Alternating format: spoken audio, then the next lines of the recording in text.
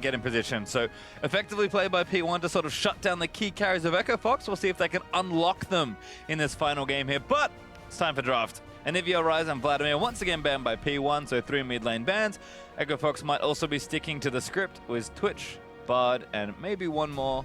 Could be the Karma again. I mean, that's what it has been. And P1 focusing Froggen very heavily, but we even talked about it before the draft started in Game 1.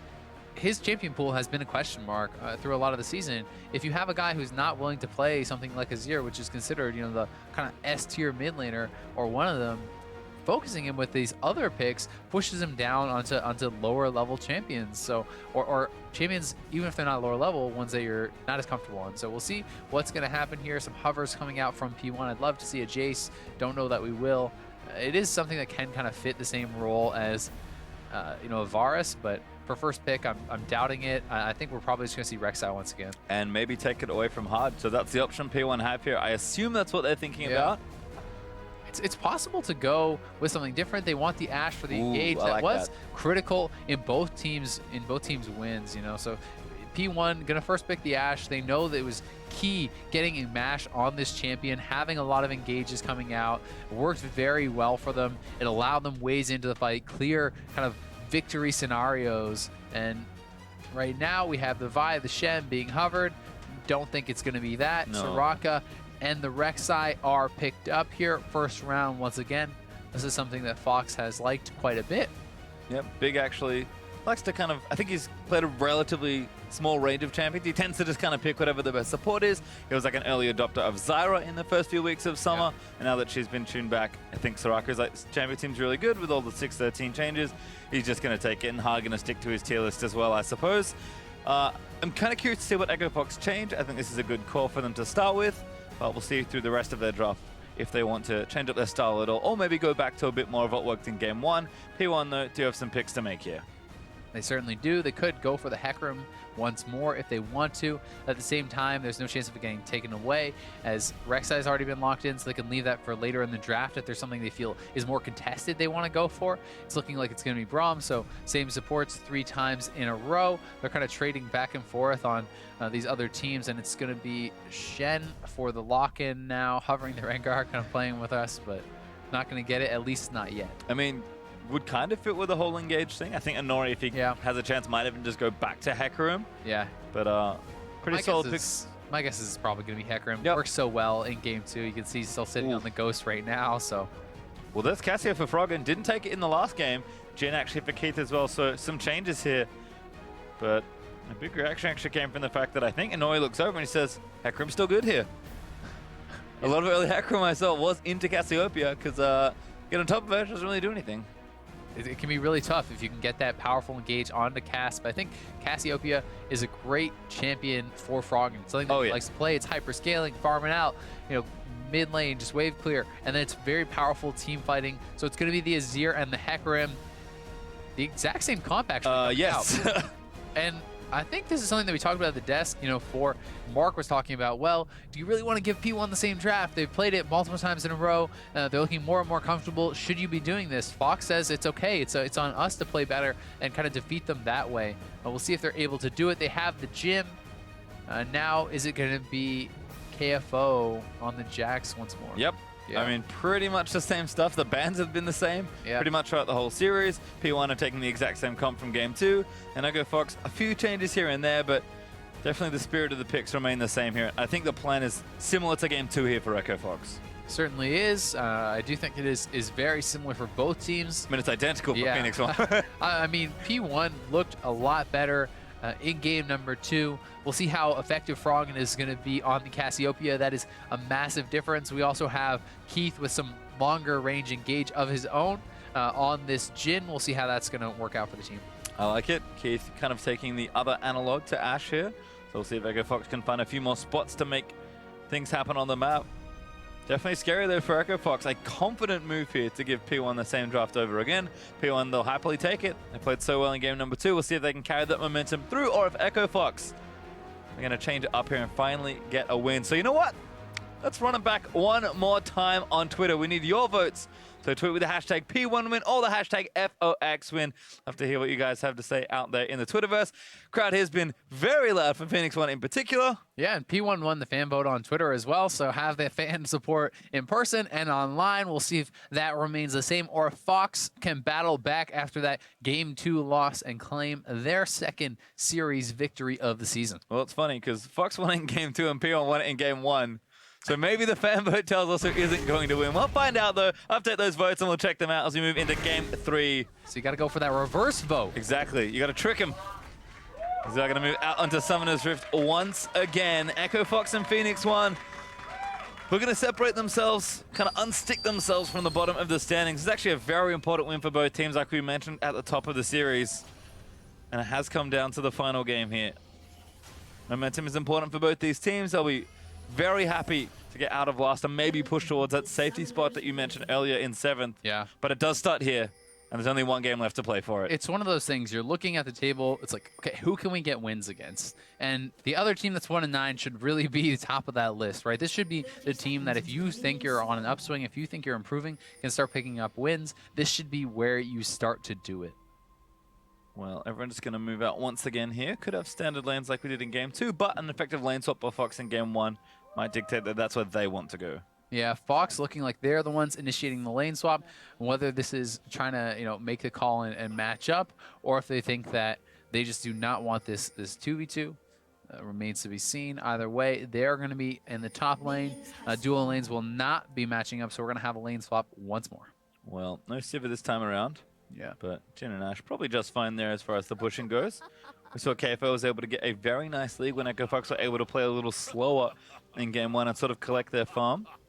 It was also off the lane swap. In Game 2, things went a lot worse for Fox in standard lanes. P1 played that lane swap kind of a bit incorrectly, not as optimally as Fox did the first time around, and they're able to get KFO a lead off that. So this may be why they're initiating it, thinking that they can just play this lane swap out better. Curious to see if they have adjustments to the lane swap, given that's exactly where we are right now for this game. Big gonna peek his head in, doesn't see anyone around the blue buff. Actually already took the Gromp and bailed out of that side of the jungle. So bit of a steal away there for P1, getting a weak side jungle camp. But other than that, we'll see Pyrian and Froggen match up again. Pyrian had a great lane and then a greater game. Oh, Mash, not gonna get stunned. Very cheeky from KFO. Yeah, Hard actually taking a lot of damage. Ignite getting thrown down there by Gate. Gets the flash out of the Rek'Sai here. And that is the scariest gank of all time. Big. Got him. Steals his money and leaves. Good juke there from Zig. Does get out from under the deadly flourish. Lots of support activity early on, actually. Yeah, kind of an interesting little lane swap. Because the supports were moving around, the top laners were able to stay in lane much longer, picking up more experience as a result. Now we have KFO TPing in. This is probably Zig's cue to leave. We'll see, though. He's actually still staying here, trying to get XP. Been around for a little longer, but not going to get dove just yet. Now he'll be forced back off the wave, but does have teleport to join. Hit level 2, but so did KFO, so nothing too crazy there. And I think they're pinging for Zig to maybe TP down. Does now commit the summoner. And we'll just have the lane swap trade again. Like we said, Phoenix1 did fall a little behind on pace in the Game 1 lane swap. We'll see if they've cleaned things up just a bit here in the last game as lane swap cam back ready to go. Their top laner moves quite a bit later. Yep. So that is one of the things where their turret is going to go down later once again. And ooh, free flash. Yeah. Pyrian forced to burn it there. Hard came in. A little too much worry there. Rek'Sai did not have flash, so Hard couldn't really commit to it, but Pyrian plays it safe. As KFO is going to go ahead and take that top tower, collect the gold for himself, and Zig will do the same here again. But Echo Fox a little further ahead as far as overall pace goes, but not too far behind this go-around for Phoenix1. Yeah, and we'll see how the waves do end up bouncing, who's going to kind of get that better reset. It looks like P1 is actually going to do a better job as far as bouncing the wave, so that is pretty nice for them. But it's going to come down to how much this kind of bot lane duo can get done in the following minutes. Well, right now we just had Pyrian farming away in mid. Froggen actually with a little CS lead. Dips away, wards up, and now going to go back to pressuring in. Cassio definitely can be a bully. Froggen playing up nice and aggressive, but no jungle attention this time from Minori. As we do see Echo Fox barely winning the fan vote this time around. Swinging back. And the P1 fans go crazy because they know. what happened last time. Yep. So Nori so far just kind of power farming it out. Does already have his early Lucidities. That's his very first buy. Wants to have that super low ghost cooldown. I like it. And that grounding is so annoying for Period. He can't just kind of zip out of there. As soon as you get hit by that, you can't use any move blocks. Yep, so can't EQ away, which means Froggen gets damage in. You kind of force the trade, and that's a very happy place for Cassiopeia to be. So Froggen does need some mana back. We'll get some back as he kind of moves through the rest of the lane. Froggen playing it well so far. It does have the Ignite versus Exhaust there for Pyrian, so potential kill pressure for Froggen, particularly if Hard comes for another revisit. Yeah, and here he is. Speak of the devil, Hard is coming back in. There's no flash here on Pyrian. What can they get done? Oh, zips away. No miasma to sort of start that off, and Hard again with no flash. Got burnt early thanks to Gate's jungle pressure. Yeah, Gate actually probably saved his team first blood, to be honest, with how close that was. And Ooh, Nori now zips in and forces out the flash with the early ghost. He's going to have that back up pretty quickly. And perhaps we'll see a repeat of game 2 where he tries to return as soon as he hits level 6. Yeah, once again, dips in at level 5 and forces Froggen to burn a summoner spell. Does have those early cooldown boots up as well, so Ghost is up even faster than before. Turret swaps are happening though. Echo Fox take one in bottom side, Phoenix1 about to collect one in top. And again, Echo Fox are a little further ahead on the lane top. It's probably similar timing to game 1, so we'll see if they can get a similar lead here. In fact, KFO's got the exact same components he had last time. We'll see if Phoenix1 adjust at this point, because this is the important part. KFO just got too far ahead in the lane swap earlier on. We'll see if Phoenix1 can make sure they protect Zig's lane for a little longer. Yeah. The wave is pushing towards KFO. He's going to try to pick up as much farm as he possibly can here. We'll see what he's able to do. At the same time, Zig is basically in the same spot. He wants to try to collect farm, have this wave pushing towards him, but it looks like, once again, he has to bail out faster because his team was slower on the swap. So KFO already up a level now. He's picked up more farm, and it's looking like a little bit of a repeat, although it's a different comp, so it's not as big of a deal. There's not as much to be worried about just yet because they have more ways in, and it wasn't like Fox just went off the lane swap. Yep. Good to point out, but KFO where he wants to be. Froggen also farming up, so the carriers of Echo Fox in a good place here, for at least for the first 7 minutes. P1 though, still playing proactively, and Ori does have level 6. Actually looked for bottom lane, but KFO was able to get out from under that with no additional help from Inori. Instead, he'll transfer some power into this Grump and try and steal away a camp from Echo Fox. Yeah, they want to pick up the blue here as it spawns too.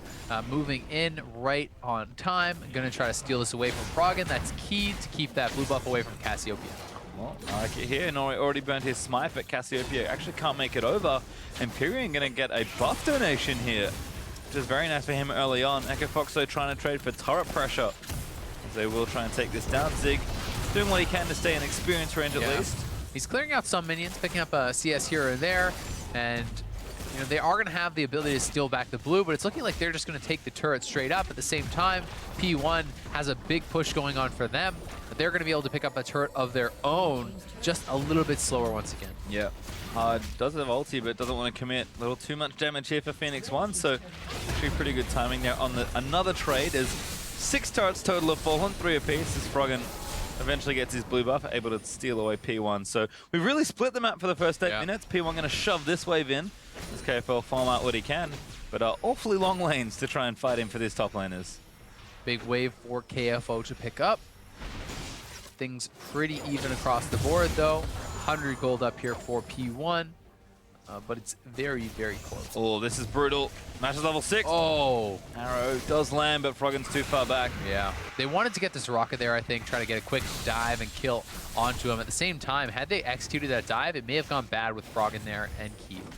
Well, play it safe at least, but Mash starting to hit a few more arrows, which is always good to see. Yep. And again, P1 not afraid to use the engage. That's probably the best thing about Ash Arrow, is that it's a great engage tool, but it's non-committal CC. You hit it, you do not have to go in, but it sets up for you so well. Yeah, and Nori sitting on that ultimate has it available. We'll see when he's going to pull the trigger on that. As Zig hits level 6, they're going to have that combo for themselves, and Fox goes straight for Rift Herald.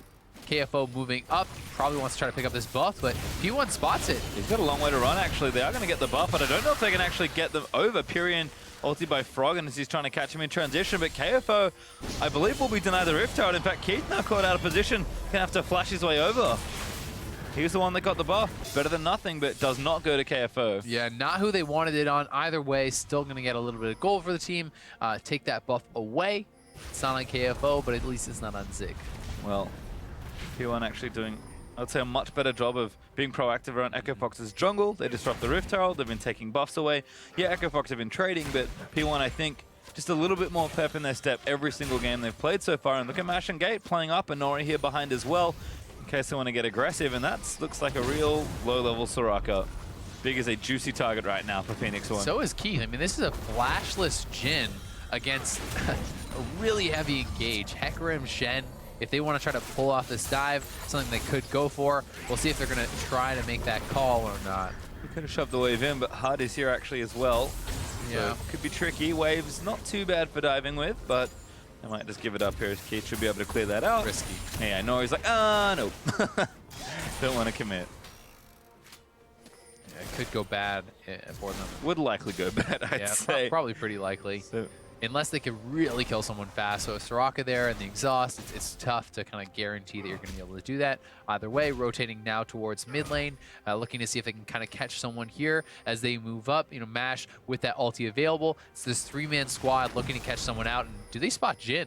it's a good squad, and there is Keith spotted out, but pink ward's getting cleared. Lots of pink wards actually here for Phoenix1 controlling this side. KFO with just a phage, despite the fact that Zig does actually have some armor built up. Getting good chunks out there with the Empower. But KFO not really able to threaten Zig too much at this point, although he does have a CS lead right now, which is nice. Yeah, Zig will catch some of that back up, but he will still be down a little bit. Either way, you know, Jax does some nice mix damage. It is able to kind of put out a lot of pressure onto the Shen. And Zig going to be looking for that first ultimate. He's sitting on level 6. Still haven't seen that displayed. And a lot of the game really does kind of hinge on these early plays from the Hecarim, from the Shen. They want to start to snowball and get ahead through use of their ultimates, through being proactive. We'll see if they can... Oh, Froggen! Nice Arrow to the face, he got baited in, Period on low, and Honori's going to try and take him out. Looks like the first blood does go to Gate.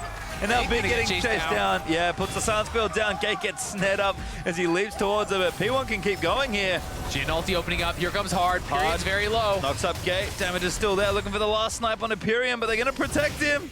They just have to wait it out. Making sure they defend it, and there's Inori. Tanks the last bullet. Deadly Flourish hits Gate, but no follow-up there. Yeah, pretty funny little scenario. They pick up the first blood. Braum not who you wanted on, but they'll take it. Froggen goes down. Nice move from P1. Really nice arrow there from Mash. Froggen thought he had the 1v1, and he probably did if it stayed a 1v1. Mash ruins the party, and Phoenix1 do some damage to the turret as well. So off to another good start using that engage very nicely once again, but I think more than anything, being even more active than they were in game 2. They felt a little gun shy, kind of waiting for the right spots. Now they're much more willing to get things started. Although Echo Fox answering back here, going to take away the Cloud Drake for themselves. They will get that. That's going to be very nice. Always good to have that extra movement speed, especially as a split pusher like Jax, allowing you to kind of chase people down and kind of make some of those daring escapes a little bit more quickly. Imagine if you had it in the last games.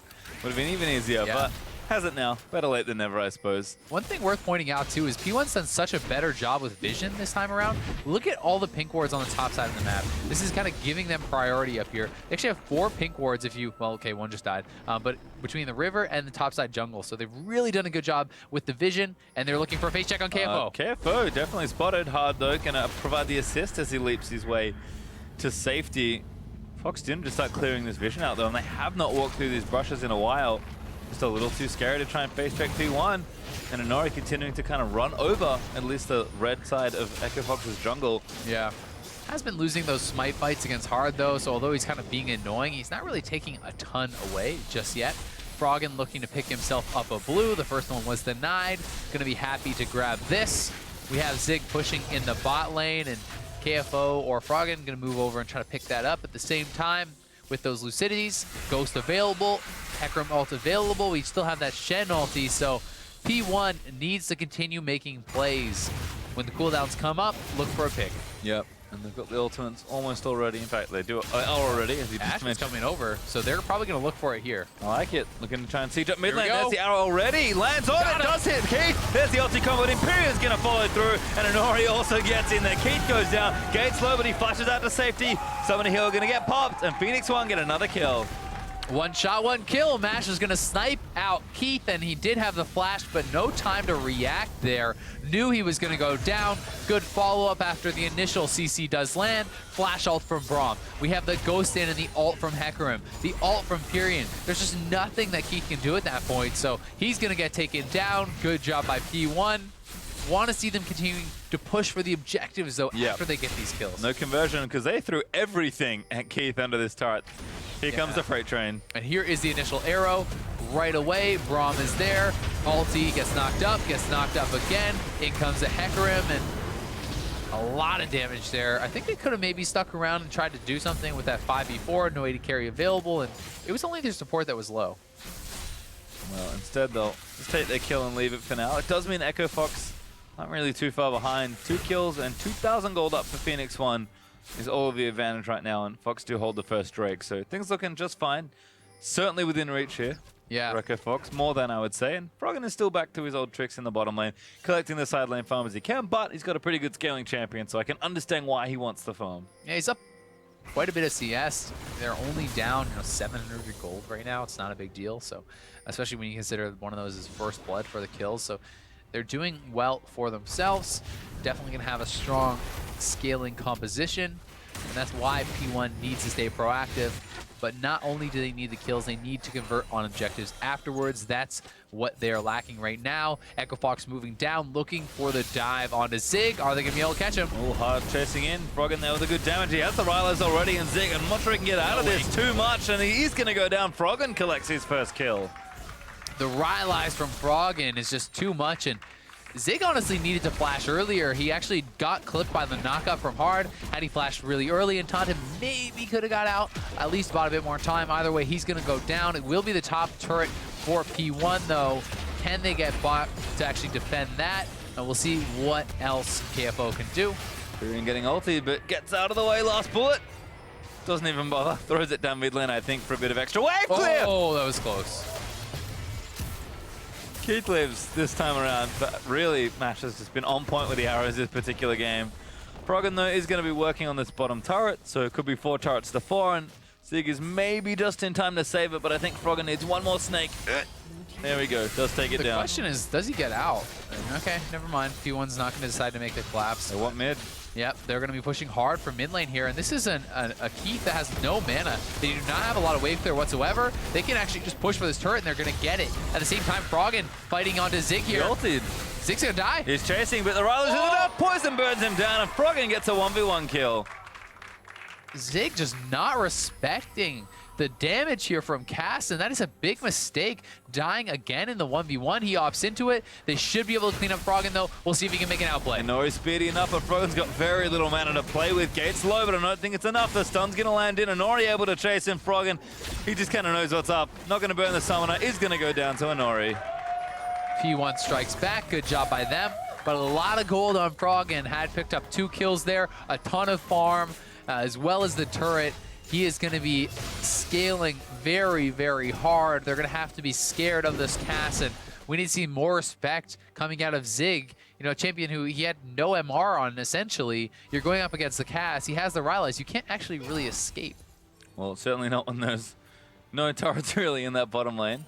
Although P1 finally cracked mid lane as well, so a lead formed from some of their aggression as they're able to take a turret lead, 5-4, and a crucial one at that as they blow open the center of the map. Infernal Drake also up in 20 seconds, so Phoenix1 looking to make a play around that area. They're prepping the vision right now, clearing out as many wards as possible. They want to get deep vision and try to take this out. Mash going to spot out hard there. The blue buff is spawning. They may want to try to grab that too. Once again, though, Inori having a great game for himself here. And he's going to swap to the warding totem instead of going for Chilling Smite and a Sight Stone. I actually like this more because I think getting to the Trinity Force earlier is very important. So I like the adaptation. We'll see how it pays off.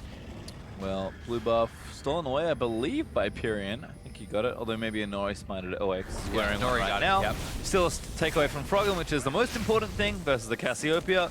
And Infernal Drake is ready to go. Arrow not going to hit Keith, but he's taking damage still. Inori looking for it. Great silence there from Big. Keeps him safe. Gate locked up there in the snare, but he'll be okay. KFO trying to cause pressure top lane, but Zig's there to meet him, and P1 now around the Dragon area. Yeah, they gotta be careful here. Inori still has the ultimate explosive engage from P1. They gotta respect it, and P1 does not care if they really kill someone here. They just need to push them off and allow themselves to get the Infernal Dragon. At the same time, Fox just wants to delay, allow KFO his time to kind of shine here in this 1v1 matchup. Well, just could have had some space perhaps, but Zig just gonna take out what he can. He's still sitting mid, but it's been really unsafe actually for him to try and take some things down. Yeah. As a result though, Phoenix1 are going to go ahead and take this Infernal Drake. And that goes over. First Drake for them of the game. Pretty good one to get. No kidding, it's an important one, definitely. And hard, kind of snaking his way around here, looking to see if there's anything he can do, clearing out some vision. Froggen in the bot lane once again on that split push duty, but look at the two squad moving down there. We do see actually Mash kind of pulling back in a base. I mean, I feel like Inori with Zig just ulting in can maybe even do it himself. So Froggen knows it's not that safe to be there. So he's going to clear the wave and back up. He's getting a lot of farm still. He'll be massive as the game continues, but it's not like Pyrion's going to get massively outscaled, if at all. Got some big damage mid laners right now this game. Froggen is going to be very powerful, but at the same time, this is an extremely dangerous champion to be split pushing on it. And like you said, sure, he's great in the team fights, but if you get picked off in a side lane, you can cost your team the game. So he'll have to be wary of that. Baron, always a risk. It's very early now, but with these two mid laners, they're two of the very best at killing the Baron exceptionally fast. Cassiopeia and Azir slaughter the Baron, especially when you add in champions like Jax, so they're gonna have to be aware of it. They always have to have an eye on the Baron and be wary for those sneak plays. I mean, kind of are just waiting for this game to open up a little wider either way. P1 still up about 2,000 gold, although Echo Fox are keeping it just under at this stage. Once again, though, aggressively moving through the Echo Fox jungle. KFO trying to cause problems in the bottom lane once more, but P1 sticking together, and if they find a pick, look for them to try and convert on those objectives. Zig happy to shadow KFO for now. Echo Fox seems like they're playing on the back foot a little bit because they just don't have nearly as many tools to get aggressive with. They need to play the macro game that they showed us in game one. Yep. At the same time, KFO scaling up, has a red buff, Trinity Force completed. He's going for the same build once again, building into the Spirit Visage, so kind of favoring that more tanky build before he goes into the Blade of the Rune King. We'll see. Turret again set up though from Pyrion. So a bit of a siege started now for Phoenix1. Looking to try and get mid-pressure happening. Again, going to duck back into Fog of War. Get some vision. Hawkshot away. Still great vision on the red side of Echo Fox's jungle. So anyone moving through unnecessarily probably going to get themselves an arrow to the knee. And then an instant ult from Hecarim should convert into a kill. But again, Phoenix1 not being as proactive as they maybe could be with all their engaged tools. But making sure they pick the right spot here. And they are playing the side rows pretty well. Good wave built up in top lane means that Echo Fox kind of getting run around a bit. They are being a little bit less proactive, but at the same time, it's a bit of a nod to the draft from Fox, who has a lot of counter engage. If you ult in there and Froggen lands a massive ulti on your team, you're going to get popped. Keith also has fantastic counter engage with the Jhin, and they're two-manning Baron. I talked about how good the Azir is at doing this, and Fox doesn't seem to actually know it just yet. Now they're going to be getting a hint of that. Oh, we'll see if they can finish. I don't think they can. Took too much damage. Yeah, they got to get out. Yep, Jhin ulti going to cover 2 shots there, and then Keith's going to save the rest of the cooldown on the ultimate. Love the play though from Phoenix1. I talked about it. You know, not that proactive, then immediately make me look like a liar. Straight to that Baron with an aggressive call. Echo Fox though do respond appropriately, so we'll reset once again. This game still bounced awfully close. Definitely a close call there. A couple more seconds, and they would have had it, which would have been massive for the team. So worth the risk. Doesn't pay off, but they don't lose much besides a little bit of pressure. So they're going to be okay with it. And at the same time, Zig is holding on just fine here. There's really no vision for KFO. If you look at the bot side jungle, there's actually nothing. So he can't really aggressively fight at all against Zig until he gets vision of where the other team is. Not knowing where Inori is, if you start fighting, you may have a Hecarim running you down very quickly. And unlike the last game one, where they were able to effectively 1-3-1, sure they don't have the other one, Froggen without TP has to group with his team more, but there's not nearly the same additional pressure for KFO to open up space, and he's gotten a good little farm lead. He's 2 items now, so he's only getting stronger, but it feels like the execution is just not nearly as crisp as it was in the first game where Echo Fox were able to really unlock KFO and just let him run wild. As you said, it was that two-piece thing where, you know, Froggen getting a lot of work done in the side lanes, and although Froggen, I think, could win 1v1 versus pretty much everyone on P1, just putting yourself in the side lane without TP and without much of an escape on Cass is extremely dangerous, so that's the reason you can't really afford to do it. KFO, though, pushing it in the bot lane. P1 posturing around Baron, looking for a pick or to kind of just go for that Baron, but Fox has this ward in the river, so they know they haven't walked over it and aren't in the pit. Well, the jungle is just way too dark right now for Echo Fox. P1 continuing to keep up their good vision. They just need one mistake for this Baron to push through, and then Phoenix1 can really open themselves up a big lead in this game. Echo Fox, though, not taking the bait just yet, playing awfully safe. They can find this one ward, and Geet's not going to walk over it. That's the key one that's actually keeping Echo Fox safe. P1 don't know where it is. Ulti going to be popped here from Jin. We'll see if they go for the engage. Yep. Tyrion's on the side. Slow him down. Oh, Mash almost ate another bullet. Again, covering. Oh, gets Gate there. Good crit, but not enough to take it anyone. But Echo Fox are going to zone them off, get themselves some priority around this coming tower. In, but Tyrion got rooted. Yeah, Gate ulti doesn't quite hit either. That was such a good root from Keith. Very important. Actually stopped the hard engage they were looking for because Inori got rooted up on his Ghost with the Shen ulting in. So you waste the Ghost, you waste the Shen ult, means they're probably going to get the mid lane turret for free.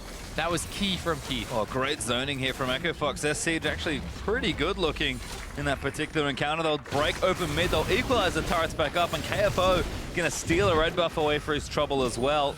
That's one global down for Zig, but not for too much longer. Echo Fox making some good traction here. Now going to take away Ocean Drake for themselves as well.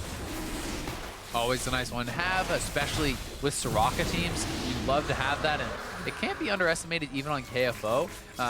Sure, he doesn't really need the health, but the mana is actually pretty important. When you're out of the base split pushing for quite a while, you spend a lot of mana just clearing out these minions, and as you can see, he's getting pretty low. This Ocean Drake is going to be pretty impactful in clearing that up because Zig's never really able to go on him, but the same one, Tyrion and Inori starting up the Baron once more. I think Fox is aware of it. Will they commit? Yep, they pop a blue check in the back. Hard finally going to get stunned. Got to go for a steal. They're committing. Yep, Hard's going in for it. They actually are going, but no, Puri going to try and keep him out. They do it with the ulti, and there it is. P1 pick up the Baron, and Hard going to try and get out to safety, but Inori's going to pop the ulti. Hard, though, able to buffer a tunnel and get his way out. Now Keith looking to chase. Froggen wants it in there as well, but they're a little too quick. Phoenix1, can they get out? Oh, Gate now slowed by the shots from Jin. Inori getting slowed as well. Great ulti there from Keith. They need one more, though. Does land in onto Gate. Jump to Inori. He should be fine. He can W to him very soon. Yep, and he's out. And they have held in the bot lane because Mash based and was able to assist Zig. Great play from P1. Excellent stuff from Tyrion as well. Using the ult to reject Hard. Trying to come into that pit. They knew they were going to make it. They commit to the Baron. They zone him out with the Ashe ulti, with the Azir ulti. Great stuff from P1, and they make the escape too. Now it's time to see what they can convert off of this Baron kill. Yeah. And Froggen may have been spotted here. He could get chased down. Inori does not have Ghost, actually. Doesn't have ulti either. Almost about to come up, but Froggen able to get out to safety. Flashes out of the way of another Mash arrow. Must have heard me in game 2 talk about him, because he's been real good looking against some of these immobile carries from Echo Fox. Good flash from Froggen, but that's an Ashe arrow for a flash. That's a trade that is so good. It's also very important because Froggen's way into the fight a lot of the time is you actually pre-buffer your ulti, you cast your ulti first, then you flash. It instantly goes off as you arrive, giving your opponents no time to react. Without that, it's one of the most powerful tools that Cass has off the table. And that's bad news for Echo Fox, who are now going to have to face this Baron empowered seed from P1. He also has to watch out for the Hecarim Shen engage. This is a flashless Cassiopeia who could get popped very quickly, but Fox here to defend, and they want to do so aggressively. Yeah, it's not that safe for Echo Fox to clear these waves, but they do have to clear them. Froggen trying to get that Baron cannon down. A little bit of damage there from Keith as well, but still alive. Pro-Seeker blocked. I like it. Protecting their cannon. But the poison should be enough for that one, but P1 not done yet. Going to keep sieging up, and Fox is getting some good poke, though, and they do have the Soraka, so if they can continue to chip away at the opponent's health bars, that's actually more important than the minions a lot of cases. That's how you stop the Baron Sieges. You get the champions low, not so much the minions. So we'll see if they can do it, but right now, Shen has been pushing in the bot wave. P1 want to make the rotation down there and try to siege the inhibitor turret. That's what's getting pinged. At the same time, they're just kind of running back and forth, making Fox guess. They're denying the vision with the offensive ping wards. Fox are going to get caught, but not that big of a deal getting caught by that arrow. Yeah, not a juicy target, but tower is going to go down. Phoenix1 able to take the 6th turret of the game, now getting closer to breaking open a point in the base. A huge stack of minions in top lane as well. And they can keep making the rotations. They've done a great job prepping these waves. Now up goes Inori. He can buff it up. They can push that in at the same time. Shen is pushing in the bot wave. They still have pressure in the mid lane, and they're always making the rotations first, making it very scary for Fox to move around in their own jungle because it's so dark. Well, P1 going next, though. Didn't quite coast the rest of the wave in, but it's still doing good damage. Inori again going to babysit it with his Baron buff as best he can. Yep, just allowing more time for his team to move back to mid lane, making it tough for Keith to clear that out. Now he's going to push in. Froggen has to move up top because he can't deal with this, and we'll see if KFO can actually chase down Zig. At the same time, KFO has to peel back. He sees that the team is missing. He knows he could be in trouble here. Will they be able to run him down? They're going to commit to it, it looks like. KFO going for maybe another heroic moment. Going to try and 1v1 Zig, but Mash is coming down. Gate's going to be here as well. KFO doesn't really have anywhere to run to, but Hard's going to try and run interference. Arrow nails him in the face, though, and KFO leaps away. But that's an easy kill for P1. Great job by P1. KFO is trying to do what he can, buy time, exploit his 1v1 advantage, but it's not a fair fight. The team is rotating down. He needed to get it out of there earlier. Ash Arrow gets nailed again by Mash. He's doing such a good job with it.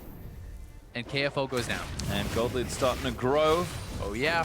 P1 now up almost 5,000 gold. It was like 1,500 almost when that Baron went down. So P1 have been able to convert quite nicely. Don't break those inhib turrets, so don't have that avenue of attack available to them just yet.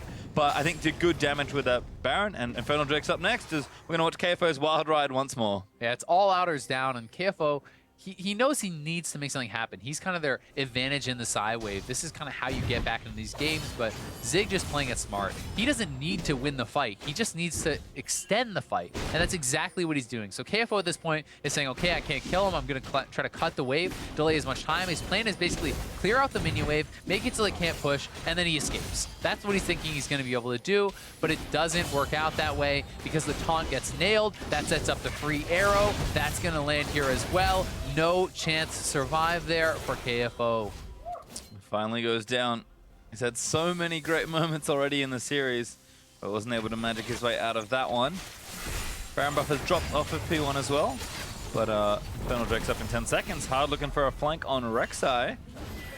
Is a touch ambitious. P1, they're just ready to chase him down. They'll kill him if they get a chance. They've actually stunned him up. And he's knocked out of his tunnel there, actually. One more hit. There's the ulti committed. They're going to try and take him out. Hard just melts, actually, under the damage. Such a good job by Inori. He uses the E, actually interrupts the tunneling there, so Hard is not able to escape. And they nail Frog. Ooh, very nice Mikhails from Big. Still another cooldown gone. Hecarim ulti still available. These are some very susceptible carries. Inori is threatening the dive here, allowing them time, and Keith is getting low. Wow. Pyrian just does disgusting damage right now. It's KFO. He was running all the way bottom, but Zig able to catch him. Yeah. Still has those 2 globals to 1. KFO has to run. So much armor. I mean, he's completed the random ones. He's building towards either, like it could be a Thornmail, could even be the GA. Either way, he's so tanky. And there's the inhib turret, finally broken in mid lane. So access now ready. Phoenix1 to want to try and take that down. Crowd's starting to get a little louder here in the battle theater. Is Infernal Drake going to be the next target? Double Infernal's not bad. P1 going to try and pad that lead. Not at all with the Azir getting big. 3 items already completed. I will take that second Infernal. Thank you very much. Pyrian was a monster for the team last game and is shaping up to be just as much of a force in this one. And it feels like P1 have kind of figured out Echo Fox as this series has gone on. Shen's been a great counter pick to a lot of what KFO has been trying to do on the Jax. And even though game 1 didn't work out, another flash forced out. Mash just picking up freebies all day long. I love how often he's throwing out the ult. so many players are like, ooh, gotta wait for that perfect ulti, gotta wait for that perfect ulti, and they never use it. They just end up putting themselves in these situations where they're not converting nearly as much as they could be. MASH is always throwing it out, looking for the opportunities. It doesn't matter if you get a kill, you can get summoners, and it's the opportunity cost is very low on using this. Look how fast the ult is coming back up. It's already over halfway up. And that flash will be quite a significant portion longer. Yeah. Not even level 3 either, so MASH actually going to get an additional bump to his cooldown. Got a lot of CDR built into the build as well. So things all good there. Frog in trouble. Nori going to ride in. That looks like a kill, but the ulti's out from Frog trying to defend himself. Keito, the next target. MASH finally takes him out. And Pyrian goes in with a huge scoop. A triple kill for Ash, and that's 3-zip. This could be it. They're looking to maybe try to push down mid. We'll see if they can end. There's a lot of armor here onto Zig. He can try to go for it. And yes, they know they're going for the end. KFO is basing, but will he be in time? Zig wants to tank up the turrets. He's doing just that, and they're going for the end. They're going to look for it. KFO finally makes his way back in, but I don't think they can stop this. KFO gets exhausted. Going to try and stun up who he can, but he's finally been stunned. He will get taken out. MASH now on a rampage, and that is game. Phoenix1 will take it 2-1 versus Echo Fox. Pyrian with the massive ulti there cleans up the fight. Coming up huge in game 2, huge in game 3. And wow, that has got to feel good for P1. They lose game 1, but they take 2 and 3. Reverse sweep complete for the team. And they get their second win. They're on a win streak, baby. And that's starting to become Phoenix1's MO, as that crowd is amazing. Yeah. P1 fans rejoicing everywhere. Rip out the gift, boys. Get it out on Twitter. If you haven't seen it, it's the best thing ever. Rising. It'll be everywhere, I'm sure, after another great win. Unfortunately for Echo Fox, it seems like they're just a little too late to the party every time. Game 1 always looks so good when they've been able to pick up their wins, but converting in a series has been difficult for them. Fox struggled to make the adjustments. You know, P1 changed up the draft. They had something that really worked for them. As soon as Froggen lost the rise, as soon as he lost the ability to split push, Fox looked pretty lost. They give him the exact same draft they lost to in game 2, kind of expecting a different result. Does not work out that way. P1's able to execute. Great engage from MASH, from Inori, and a lot of players really did shine through for Phoenix1 in this series. It's hard to say, you know, like who's the player of the game this series when MASH played so well. Pyrian with incredible plays, very consistent in the mid lane, and Inori was the catalyst to so much of it. Yeah, Inori's Hecarim is, I mean, we talked about needing engageables from a different position. They kind of just took all the engage this time around. Inori's Hecarim, very impressive. One of the few players that's playing in the LCS, I believe, but's been making it work. And I mean, the worry for Echo Fox is that you give them the same comp again, they win with it. Not only did they win with it, they looked even better than they did in the game before. They looked way better. They're just cleaning up on it. And I talked about it at the desk. Well, you give them the same thing, they get more comfortable, they make the adjustments, and Echo Fox is not making adjustments. They're kind of just feeling like they're doing very much the same things over and over. KFO, you know, on the Jax 3 times in a row. Yes, it worked out great in game 1, but like you had said earlier, a lot of that was because Froggen unlocked him by having the other split push threat, and they never had that in game 2. They never had that in game 3. Yeah, Froggen, again, without teleport, I feel like Echo Fox, without double TP, I should say, Echo Fox do struggle to play around the map a bit.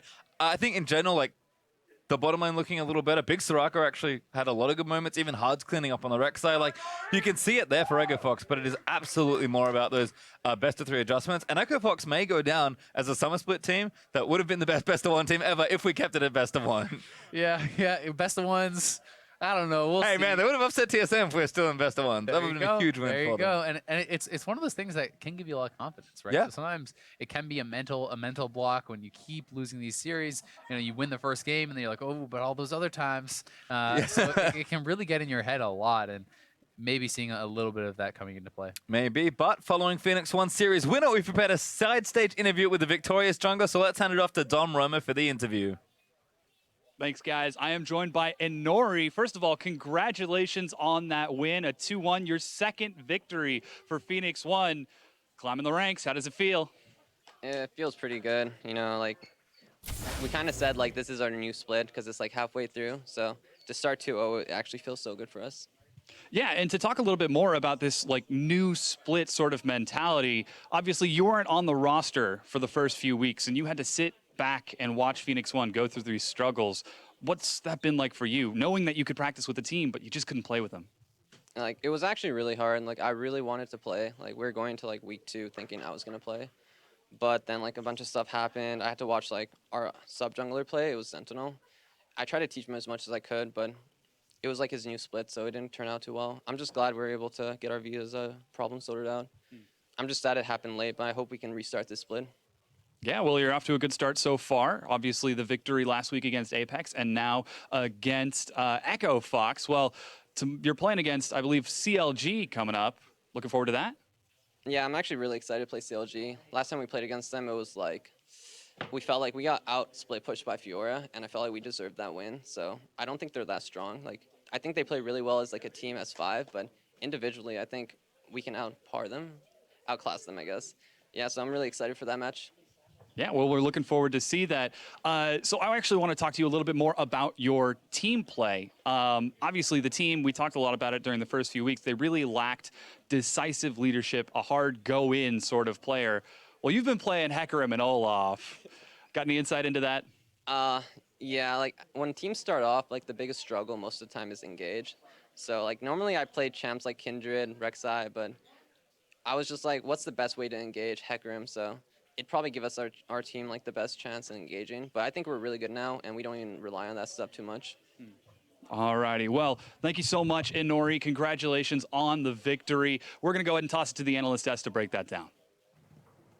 Thank you very much, Dom. Phoenix1 picking up their second victory of the split here.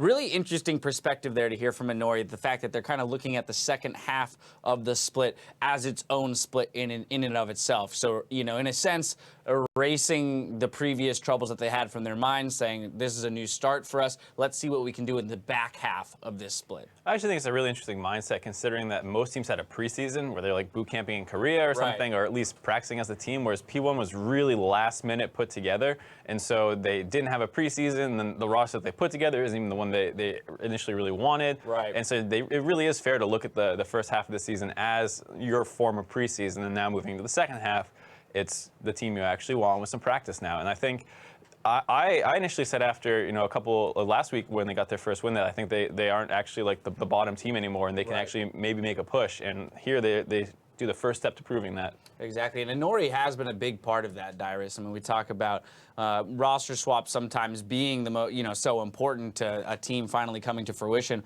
But here we've seen, as the weeks have gone on with Inori in, they seem to have a little bit more of a clue, to use a crude word to describe it, in their early game, just because he seemed to have a little bit better of an idea, as opposed to Sentinel, who preceded him, where to be on the map and to be able to match early aggression from other teams and keep them in it longer. Right, and I've seen Inori in solo queue a lot in the past, so he's definitely a really good player.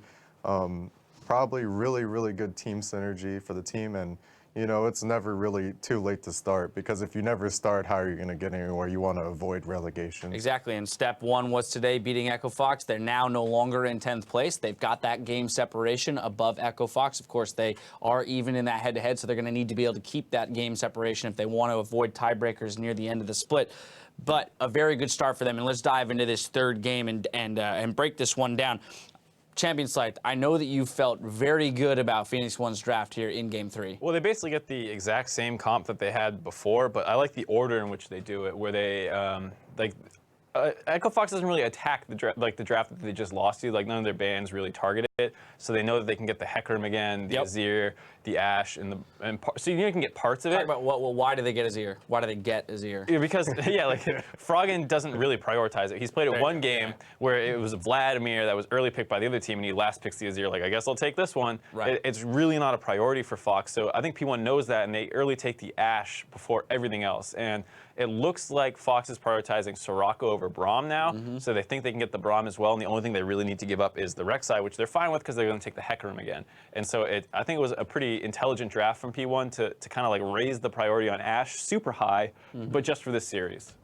I mean, that's a cool adjustment that I think is specific to Best of Series, and the fact that we are playing Best of Series in the regular season kind of gives our teams the opportunities to flex those Champion Select muscles when it comes to looking towards playoffs. I mean, I'm sure you could speak to it, Dyrus, the difference between playing Best of Ones all split and then jumping into Best of 5 series and learning how to adjust your drafts. That could be very jarring. Here, they're getting the opportunity to do it week after week and learn how to adjust drafts specific to just the team you're playing against. Right, because if we saw a best of one, we would have just saw Echo Fox just win the first game. Yep. But you could see that P1 made those adjustments as Mark perfectly described, and that is what makes teams better. Exactly, and we'll see if they can continue to do that moving into playoffs. I want to dive into the game itself. 14 minutes into the game, 1-for-0 for Phoenix1 on a turret dive here. So them, again, making more decisive early plays. We see them, you know, coming out on top of a few more of these dives than they were in the past. And this is kind of the strength of the comp that also exists in the game, too, where it just can close a ton of distance so quickly. Ash is still in River when she initiates that fight, and Hecarim's coming flying up the mid lane. He's able to follow up on that engage despite being so far away. Right. And the fact that they got the comp two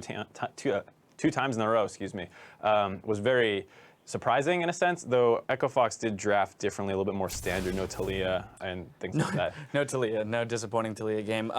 You know, of course, we move a little further into the game. We saw the Baron take by Phoenix1. It was kind of given over to them. It was a very interesting, you know, oh, no one's around, let's just take it. So they picked that up, and we move ourselves forward. Best kind of Baron. So, yeah, right? It was like, I guess, wait, no one's going to stop us? All right, we'll keep going. The 0-for-0 Baron. Yeah, for sure. But I do want to take a look at the game-winning fight just to roll that one out, put a capper on our 3-game series here that Phoenix1 took the victory in.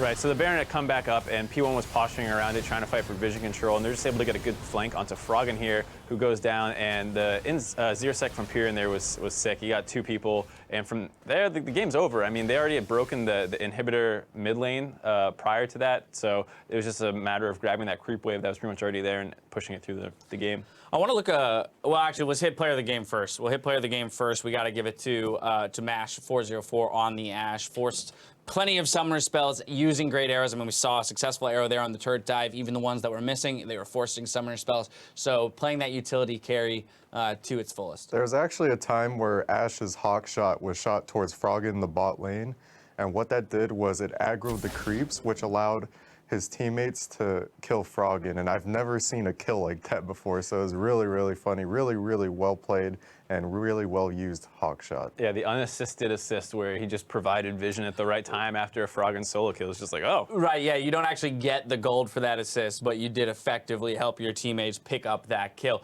So with that, he gets player of the game. But now I want to talk about Phoenix1 real briefly looking forward. As Dom mentioned in the interview, they're playing CLG next. It's a struggling CLG.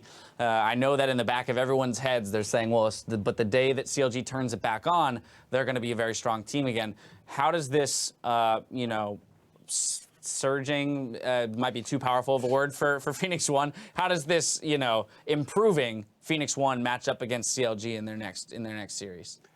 Well, I think for me, it's a good test because P1 is clearly, for a little while, it was like P1's the worst team, then there's the other bottom teams. And here they've at least joined into that kind of bottom tier and maybe even gone a little bit past it. Yeah. And CLG is kind of, right now, the guardians of the bottom tier where they're struggling against a lot of top teams, but clearly beating the bottom ones. So depending on how Phoenix1 looks against them, we'll have a better idea of, are they just more even with these other teams now, or are they actually starting to surpass them? I think what it really is for CLG is that they're still pretty up there, but because of the vacation they took, they're in a slight slump where it isn't because they've gotten worse, it's just that every other team's improving so drastically with the meta that they can't catch up as fast because those other teams put a lot more time into Korean boot camp or training or whatever that may have happened for preparation, and now they're just trying their best to catch up while still being one of the better teams. Looking forward to that matchup tomorrow. Now, real quick, we're going to toss you to some bonus coverage of NA LCS 1. Team Liquid and Immortals locked into Game 1 of their series. Immortals out to an early lead, about 4K, 20 minutes in. We would expect no less out of them. Let's take a look.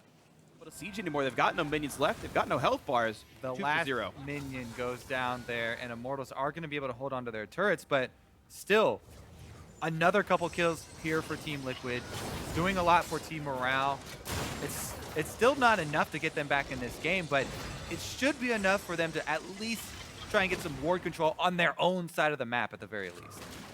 And it's going to be the hope right now for Liquid because they've been on the back foot the entire time here, and it's always unfortunate when you see a team win a team fight, like 2 for 0, 2 for 1, and then nothing good actually happens for them afterwards because of how much damage is dealt back. Yeah, and the gangplank here, Huni constantly coming in from the sides, barrel chains, not only taking out a significant amount of health from Team Liquid, but also destroying the minion waves so they can't pressure any objectives afterwards. Right, you've got Sivir this gameplay. And even Zillion's not completely terrible at it. It's honestly just hard to push. Fabi wasn't really watching. And now comes the wrist, manages to juke away from the stun, but here comes the Zillion. The double bomb not quite going to land, but the knockup is there for Rainover. That's going to mean the kill pretty easily. Couple of ultis and a teleport burn, but still, the champion is dead and Immortals have a power play. This is what the top teams are doing so well right now. And a smite steal. Constant cross-map plays. Rainover's just going to... That is the worst feeling. Your own Wolf Spirit trailing you around, reminding you, hey, he just stole your camp. Hey, he just stole your camp. It's exclamation point. Hey, this is theirs. Listen, hey, listen. Smite better. Press D to smite, Dardoch. It's in your name. Let's go. Wasn't actually checking if he had it up there. Except now, though. He's got to pretend it was always his fault. Ward's being cleared away. Much to the sadness of the fans here in this audience, as you can tell. Oh, get it. Yep. Talked about those animation canceling skills from Dardoch. What a madman. Oh, man. He pressed E against an immobile unit. Whew. Uh-oh, Phoenix is on the chase here with possability. What a legend. Yep. Possability Taught him a lesson. Yep. Hey, here's some damage. You should pace yourself and get away. Okay. So that lead extending to about 5K as we saw the pickoff on Fabi in the top lane there, but kind of hovering around that 5K gold lead. That's a place where Immortals is very comfortable to rest. I feel like it never even takes more than that for them to kind of have the green light to make crazy turret dives and really press their advantages in games. Yeah, they often end up in this kind of like, we're ahead in any moment, we're going to blow this game open, and that's kind of where it feels right now. The kills are actually pretty equal, but they're ahead in objectives, and especially farm with GP getting the extra gold, and him being up so far ahead of Lorlo was a huge part of that lead. Yeah, he's definitely going to be one of the key factors in IMT winning a lot faster because GP is just so strong. Like, he almost has IE in that game. So I want to toss this to commercial, but just a curiosity. Why is GP still getting picked up since the crit was taken off of Triforce? So when you play GP, it isn't really about doing the crit build, but you can do the armor pen build. Gotcha. There's IE, Youmu's. Sometimes you go Maul against AP. You go Mortal Reminder or Giant Skiller. Just mostly all the armor pen you can find, get up to 40% CDR or 45 depending on your mastery, and just like put as much damage into it, because no matter what you do, if you hit that squishy, they're gonna get chunked. If you get that 20% crit chance, it's hilarious. All right, okay, so it's just kind of readjusting the focus of the damage a little bit, but still very applicable. All right, well, now we've got that. That's still taking place over on NALCS 1. Remember, that's game 1 of that series. We're finished with the series over here on NALCS 2, but there's, of course, one more to go. Rejoin us on the other side of the break for our second match, Envy versus Counterlogic Gaming. We'll see you soon.